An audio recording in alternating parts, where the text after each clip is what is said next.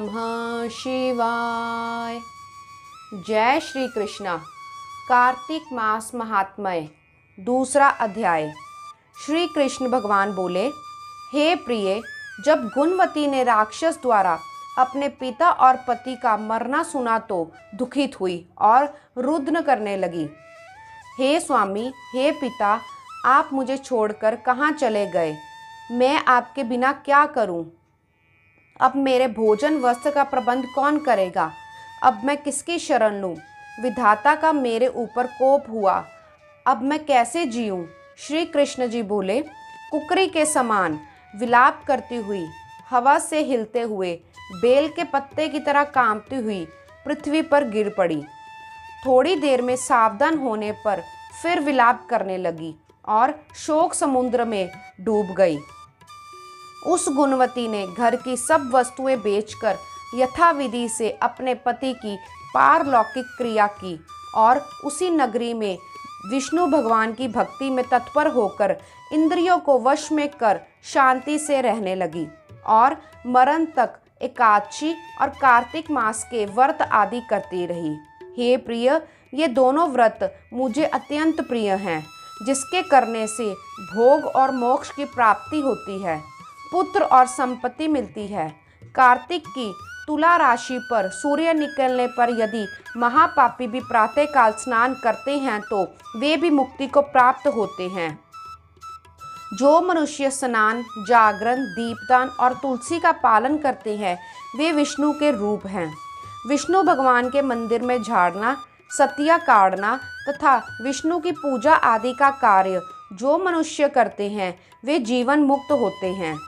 इस प्रकार वे गुणवती प्रत्येक वर्ष कार्तिक व्रत और विष्णु भगवान का नित्य ही पूजन करती रही।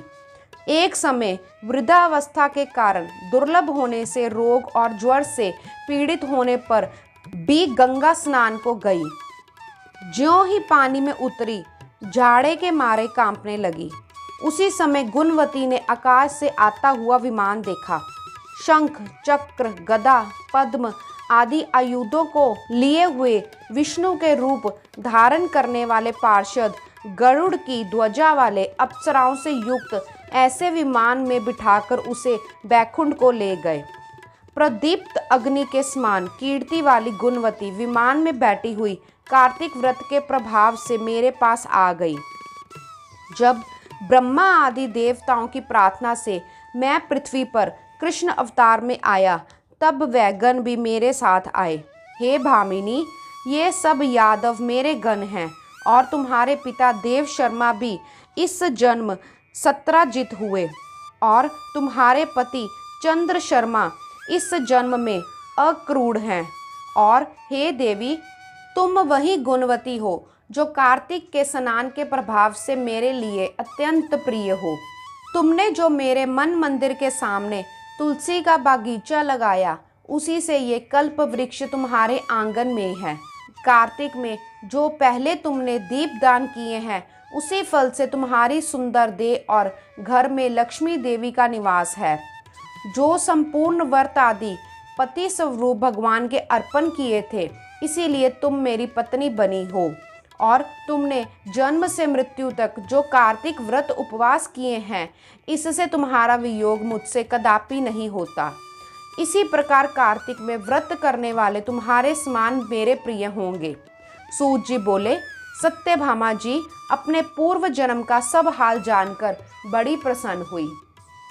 जय श्री कृष्णा। ओम नमः शिवाय।